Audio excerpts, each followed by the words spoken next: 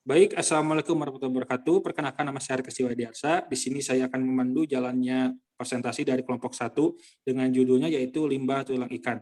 Sebelum dimulai, saya akan memperkenalkan beberapa anggota saya, yaitu yang pertama ada Dika Raihan, yang kedua ada Yunita Nazira Alika, selanjutnya ada Alim D. Ubaidillah, selanjutnya ada saya sendiri Raka Suwadiarsa, lalu ada Fitriana Dian R, lalu ada Fairuza Lubna Amalia, dan yang terakhir ada Reynaldi Herlambang.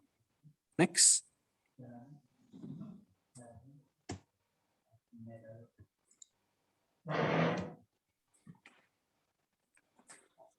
Nah, di sini untuk pembahasannya kita akan bagi menjadi 3 babnya. Yang pertama di sini ada bab 1 yaitu pendahuluan. Di dalamnya terdapat latar belakang dan juga tujuan. Yang kedua, bab 2 ada isi, yaitu isinya adalah sumber limbah, pemanfaatan limbah, alternatif penanganan limbah, produk yang dihasilkan, lalu fungsi dan aplikasi produk. Dan yang terakhir ada bab 3 yaitu penutup, yang isinya adalah kesimpulan dan juga saran. Mungkin selanjutnya akan dipandu oleh anggota-anggota kami. Baik, untuk selanjutnya yaitu ada bab 1 pendahuluan. Latar belakang dari materi kali ini yaitu tulang ikan merupakan salah satu bentuk limbah yang memiliki kandungan kalsium terbanyak di antara bagian tubuh ikan lainnya. Menurut Trilaksani et al. Tahun 2006. Kemudian dari sudut pandang pangan dan gizi, tulang ikan sangat kaya akan kalsium yang dibutuhkan manusia karena unsur utama dari tulang ikan adalah kalsium, fosfor, dan karbonat. Nabil 2005. Kemudian menurut Anugrah P 2010, tulang ikan memiliki porsi 10% dari total susunan tubuh ikan, yang merupakan salah satu limbah pengolahan ikan yang memiliki kadar kalsium dalam jumlah tinggi. Dan tulang ikan dalam bentuk kalsium fosfat sebanyak 14% dari susunan total tulang. Tulang Jangilus merupakan limbah dari industri pengolahan perikanan yang belum banyak dimanfaatkan. Yang terakhir yaitu ada diketahui bahwa pengolahan sumber daya perikanan terutama ikan belum optimal yang dilakukan sampai dengan pemanfaatan limbah hasil perikanan. Contohnya seperti kepala ikan, tulang, sisik, dan kulit. Itu menurut Kaya tahun 2008. Dan sampai saat ini pemanfaatan limbah tulang ikan masih belum optimal. Padahal limbah tersebut dapat digunakan dan diolah kembali menjadi berbagai produk olahan yang kaya akan kalsium. Menurut Trilaksani et al. 2006 dalam Agromania tahun 2009. Tujuan daripada materi ini yaitu yang pertama untuk mengetahui kegunaan dari pemanfaatan limbah tulang ikan, dan yang kedua yaitu mengetahui dampak yang ditimbulkan terhadap limbah pengolahan tulang ikan. Untuk selanjutnya akan dijelaskan oleh rekan saya. Bab 2 isi materi. Yang pertama ada sumber limbah. Limbah merupakan suatu buangan yang dihasilkan dari suatu proses produksi baik industri maupun domestik atau rumah tangga. Limbah hasil perikanan berdasarkan jenisnya dibagi menjadi 4, yaitu hasil samping berupa ikan mentah yang berbentuk utuh dalam proses penangkapan atau bycatch. 2. Limbah pengolahan yang terdiri atas campuran kepala, isi perut, kulit, tulang, sirip ekor, dan lain-lain. Yang ketiga, limbah surplus berupa ikan utuh karena kelebihan pemasaran atau pengolahan. Yang keempat, limbah industri berupa ikan utuh, potongan atau hancuran yang terjadi pada distribusi dan pemasaran atau Nuril Mala 2004. Secara rasional, limbah dari tubuh ikan terdiri dari bagian kepala sekitar 10-12%, bagian tulang sekitar 11,7%, sirip sekitar 3,4%, kulit 4,0%, duri 2,0%, dan bagian isi perut 4,8%, termasuk gelembung, renang, hati, dan gonad. Bagian-bagian tersebut masih mempunyai nilai yang tinggi, diantaranya bagian kulit, gelembung renang, duri, dan kulit yang mengandung kolagen, kalsium, dan fosfor atau Nuril Mala 2004.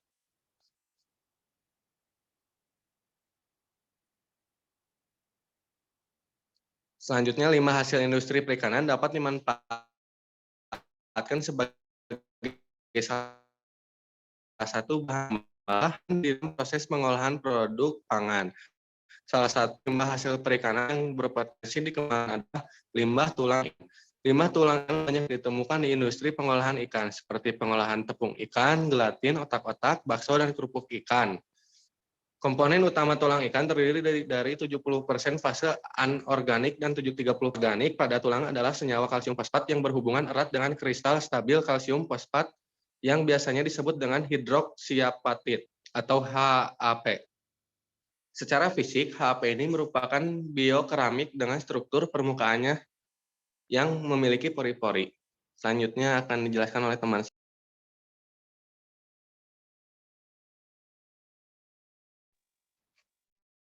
Selanjutnya ada penanganan limbah pada umumnya. Untuk penanganan limbah yang sering dilakukan pada umumnya oleh sebagian besar industri perikanan, yaitu hanya mengubur hasil limbah perikanan. Oleh karena itu, perlu adanya pengolahan lebih lanjut agar limbah hasil perikanan berupa tulang ikan tidak menjadi sampah yang dapat mencemar lingkungan dan merugikan masyarakat sekitar, menurut Dharma Wangsyah et al. Tahun 2018. Sebagai salah satu cara alternatif yang paling efektif dan efisien dalam menanggulangi limbah yang dihasilkan dari pengolahan tulang ikan, yaitu dengan penerapan konsep zero waste, dengan melalui optimalisasi pemanfaatan limbah menjadi bahan baku pada pengembangan produk baru menurut Haryati dan Aris tahun 2012.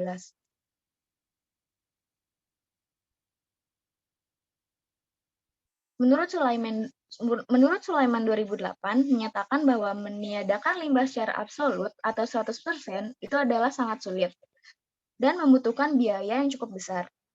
Alternatif penanganan limbah yang memungkinkan adalah dengan melalui penerapan pengolahan konsep zero waste, yang merupakan aktivitas menghilangkan limbah dari suatu proses produksi dengan cara pengelolaan proses produksi yang terintegrasi dengan minimalisasi, segregasi, dan pengolahan limbah. Penerapan konsep zero waste adalah salah satu cara untuk memanfaatkan limbah menjadi produk baru yang memiliki nilai jual, serta solusi dapat mencegah pencemaran lingkungan akibat penanganan limbah yang tidak tepat. Adapun beberapa manfaat dan keuntungan dari penerapan prinsip zero waste adalah yang pertama, meningkatkan produktivitas, yang kedua, mengatasi pencemaran lingkungan, dan yang ketiga, meningkatkan pendapatan dan efisien. Menurut Sulaiman 2008 juga menjelaskan bahwa penerapan konsep zero waste akan memberikan beberapa keuntungan dan mengurangi aktivitas penanganan limbah.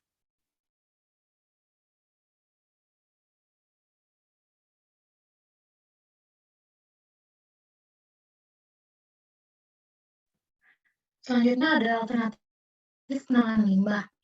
Limbah tulang ikan dalam industri perikanan saat ini belum dimanfaatkan secara optimal, padahal limbah ikan masih mengandung protein yang cukup tinggi. Oleh karena itu, pemanfaatan limbah akan menjadi suatu produk akan mengurangi pencemaran lingkungan dan juga dapat meningkatkan nilai tambah produk perikanan. Tulang ikan terdiri dari senyawa organik dan senyawa anorganik. Menurut Ramadi et al. Tahun 2014. Saat ini pemanfaatan limbah tulang ikan belum optimal, padahal limbah tersebut dapat digunakan dan diolah kembali menjadi berbagai produk seperti olahan yang kaya akan kalsium, gelatin, tepung ikan, pupuk organik, bahkan kerajinan tangan. Tulang ikan merupakan salah satu bentuk limbah yang memiliki kandungan kalsium banyak di antara bagian tubuh ikan lainnya. Next.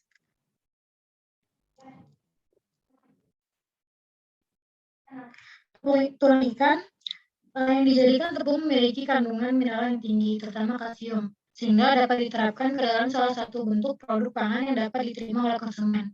Oleh karena itu, tulang ikan dapat dimanfaatkan dengan cara mengolahnya menjadi tepung tulang ikan. Kemudian tepung tulang ikan dapat diolah kembali menjadi berbagai macam makanan, salah satunya stik yang terbuat dari tepung tulang ikan tuna. Menurut Melissa dan Taringan 2020. Mengaplikasikan pengolahan tepung tulang ikan dalam bentuk produk pangan telah dilaporkan oleh beberapa peneliti, seperti Nurdiani, itu dengan memanfaatkan tepung tulang ikan patin untuk meningkatkan kalsium susu kacang hijau. Lalu ada pemanfaatan tepung tulang ikan patin sebagai bahan tambahan kerupuk oleh Tabakaka 2004. Kemudian ada kajian potensi limbah tulang ikan patin sebagai alternatif sumber kalsium dalam produk mie kering yang dilakukan oleh Mulia 2004. Kemudian ada studi pembuatan biskuit dengan penambahan tepung tulang ikan patin oleh Asti 2004. Next.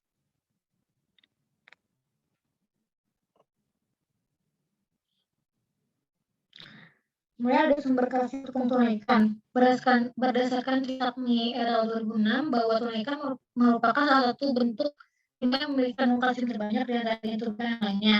Dari sudut pandang pangan dan gizi, tuna ikan kaya akan kalsium yang dibutuhkan manusia karena unsur utama dari tuna ikan adalah kalsium, fosfor, dan karbonat.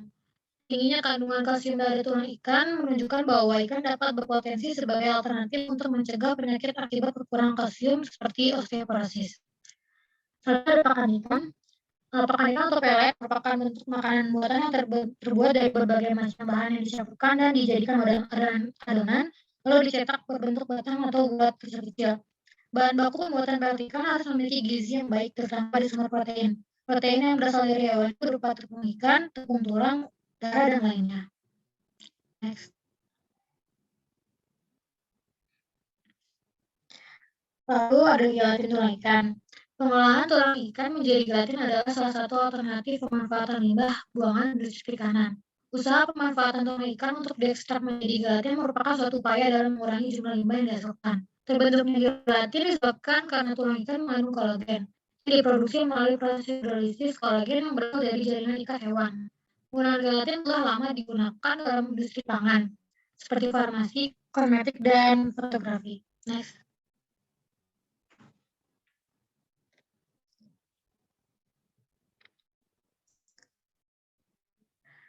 Lalu ada produk pangan.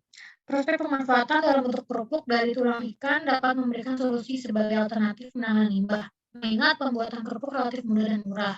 Pembuatan kerupuk sebagai bentuk diversifikasi produk dengan memanfaatkan limbah tulang ikan sebagai bahan baku pembuatan kerupuk. Dengan memanfaatkan sumber daya ikan secara maksimal, ini akan menjadi strategi yang efektif untuk mengurangi limbah dari industri perikanan. Next.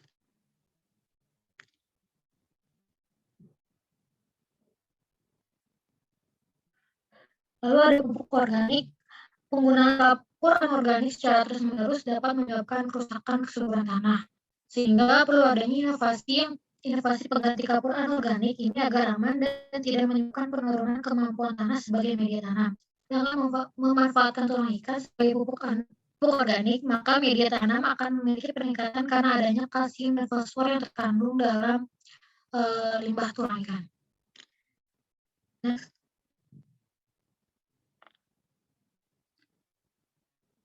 Dan yang terakhir ada kerajinan tangan. Limbah tulang ikan dapat dimanfaatkan kembali sebagai sebuah kerajinan tangan yang cukup unik seperti kalung, gelang, hiasan dinding, bahkan miniatur. Namun produk tergolong langka dijual meskipun memiliki potensi yang besar untuk dikembangkan. Pemanfaatan limbah tulang ikan menjadi produk kerajinan memiliki nilai lebih di bidang ekonomi. Next. Selanjutnya akan dijelaskan saya. Untuk ada yang dihasil dari untuk bahan-bahannya ada tulang ikan lele segar, jeruk nipis, gula, pewarna, aquades, HCl 37%, kertas saring Whitman nomor 42, dan untuk alatnya ada oven, freezer, dan cawan.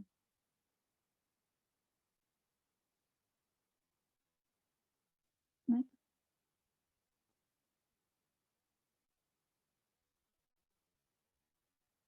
Untuk prosedurnya, tulang ikan lele ini dicuci 2 kali. Yang pertama dengan air hangat untuk menghilangkan sisa daging yang menempel, dan yang kedua dengan jeruk nipis untuk mengangkat lemak yang masih menempel pada tulang ikan tersebut. Lalu dikeringkan dengan menggunakan oven pada suhu 60 derajat Celcius hingga masa konstan. Kemudian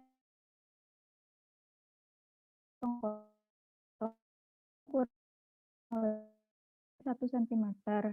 Dilakukan demineralrutan HCl dengan variasi konsentrasi HCl 4% selama 24 jam. Tulang hasil demineralisasi tersebut berupa osein tadi dicuci dengan air mengalir hingga pH 5.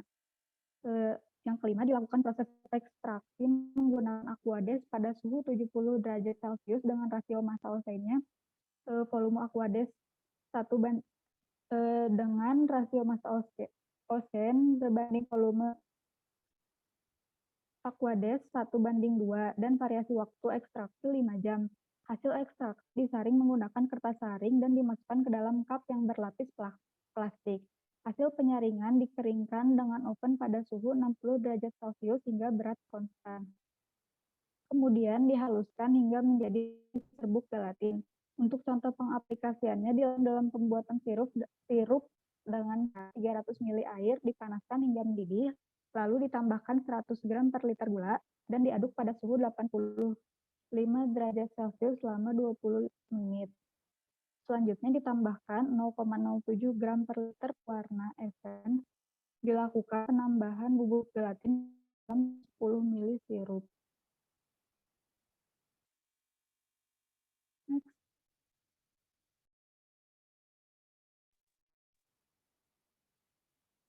Yang kedua ada tepung tulang ikan.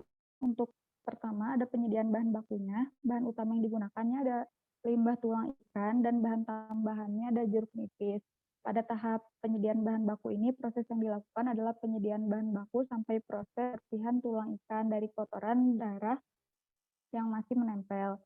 Selanjutnya limbah tulang ikan tersebut dipotong dengan ukuran rata-rata 5 x 5 cm. Untuk prosedurnya, dari penyediaan bahan baku tersebut dilakukan pembersihan, pencucian, dan pemotongan tulang sampai ukuran 5 x 5 cm, lalu perebusan selama kurang lebih 12 jam, 4 jam per tahap pada suhu 100 derajat Celcius, lalu perebusan tahap 2 selama kurang lebih 3 jam, lalu pencucian, pengecilan ukuran, dan pembersihan. Selanjutnya ada pengurangan lemak dan protein dengan air dan larutan jeruk nipis. Selanjutnya pencucian dengan air dingin sebanyak 3 kali, lalu pemanasan menggunakan autoclave selama 2 jam pada suhu 121 derajat Celcius. Selanjutnya ada pengeringan dengan oven suhu kurang lebih 80 derajat Celcius selama kurang lebih 6 jam. Lalu penggilingan dengan bismil, lalu penyaringan berukuran 100 ml, lalu menjadi tepung tulang ikan. Nah, untuk tepung tulang ikan ini dapat diolah kembali, contohnya menjadi bahan dalam pembuatan kerupuk, cilok, camilan, stik, dan sebagainya.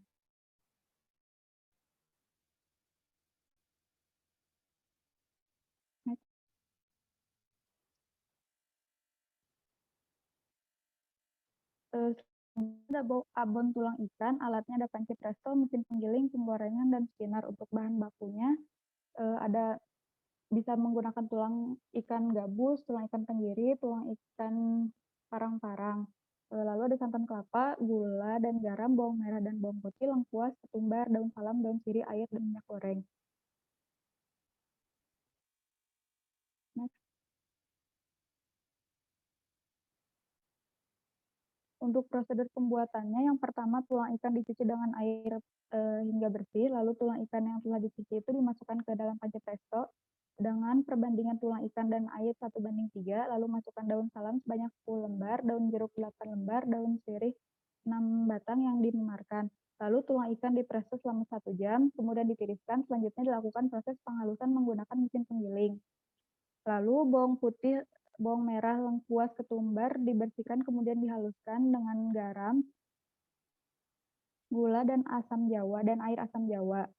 Selanjutnya bumbu dan tulang ikan yang telah dihaluskan dicampur ke dalam santan dan homogenkan selama 10 menit agar bumbu meresap. Lalu penggorengan di dalam minyak yang menggunakan minyak sebanyak 500 ml selama 60 menit. Selama penggorengan ini dilakukan pengadukan secara terus-menerus hingga abon yang dihasilkan matang dan bumbu dapat meresap dengan baik. Selanjutnya abon tulang ikan yang telah digoreng tersebut dilakukan proses pengeringan menggunakan spinner.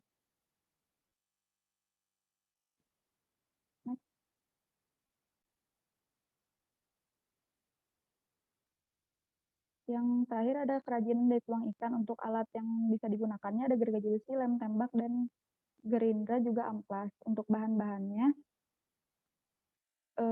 ada lem, ada semprotan pewarna,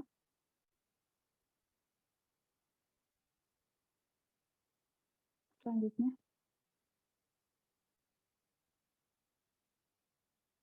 Untuk prosedurnya, yang pertama tulang ikannya dicuci bersih dan dijemur di bawah sinar matahari langsung, lalu pisahkan bagian-bagian yang berpotensi untuk dijadikan produk kerajinan yang sesuai. Lalu agar hasilnya dapat bervariasi dan unik, perlu dibuat rancangan terlebih dahulu sehingga hasilnya lebih rapi dan indah. Lalu pilih tulang ikan yang rusak dan masih bagusnya dipisahkan, ambil yang masih bagusnya. Selanjutnya potong sesuai dengan kebutuhan mengikuti ruas-ruas pada tulangnya.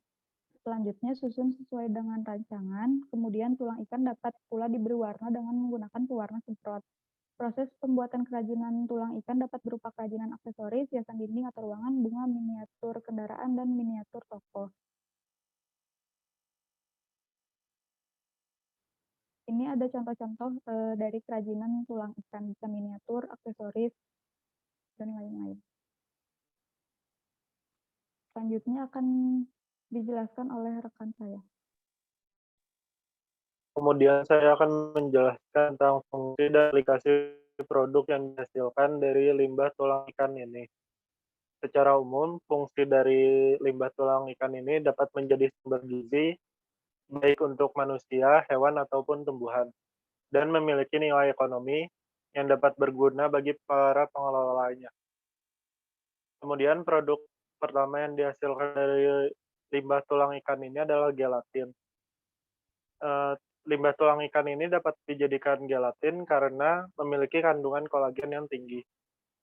Kemudian gelatin ini bisa diaplikasikan di dua bidang umumnya.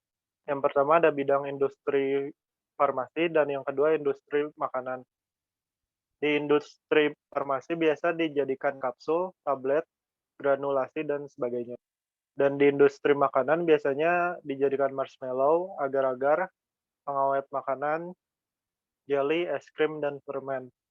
Nah, fungsi gelatin secara umum itu bisa menjadi zat pengental, penggumpal, pengemulsi, penstabil, pembentuk busa, menghindari sineresis, pengikat air, memperbaiki konsistensi, pelapis tipis, pemerkaya gizi, dan pengawet. Next.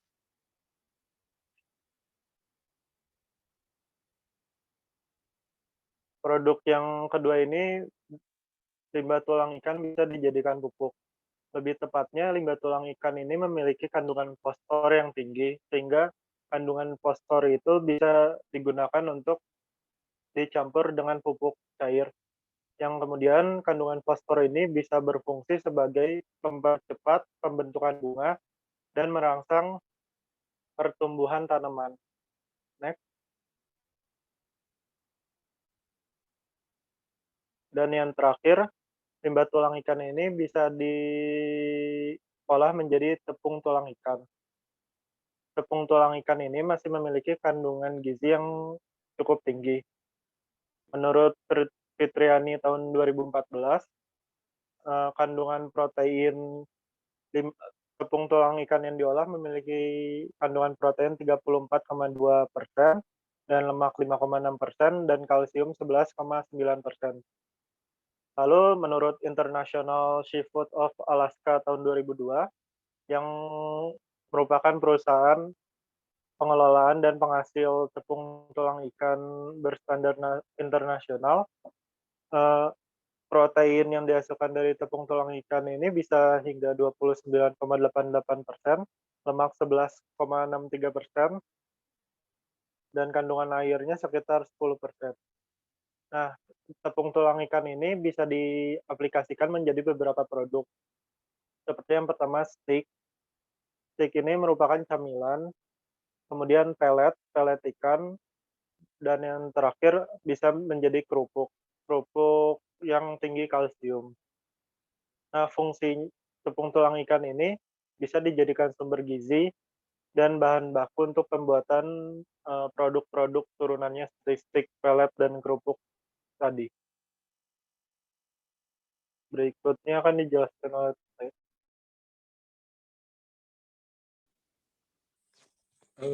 Oke, yang terakhir di sini ada kesimpulan ya. kesimpulan pertama yaitu limbah tulang ikan memiliki banyak kegunaan karena kaya akan nutrisi terutama kalsium. Contoh pemanfaatan limbah tulang ikan yaitu dijadikan tepung ikan, gelatin, produk pangan, pupuk organik, dan kerajinan tangan seperti gelang, kap lampu, hingga hiasan dinding. Lalu yang kedua adalah dampak yang ditimbulkan dari limbah pengolahan hasil perikanan jika tidak dimanfaatkan dengan baik, yaitu adalah bisa mencemari lingkungan, terutama kalau misalnya si limbah limbah produk perikanan itu didiamkan saja dan tidak diapa-apakan, itu bisa membusuk dan nantinya akan membuat lingkungan masyarakat sekitar menjadi berbau tidak sedap. Next.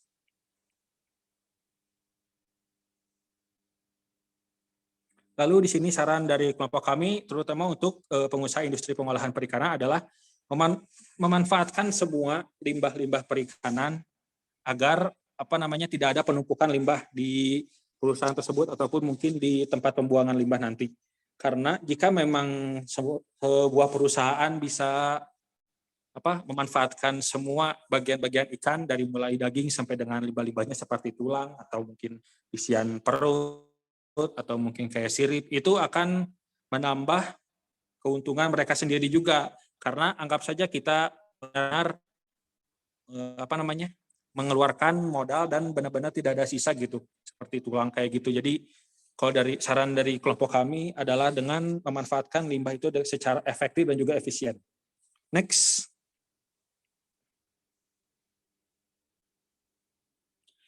Mungkin sekian persentase dari kelompok kami.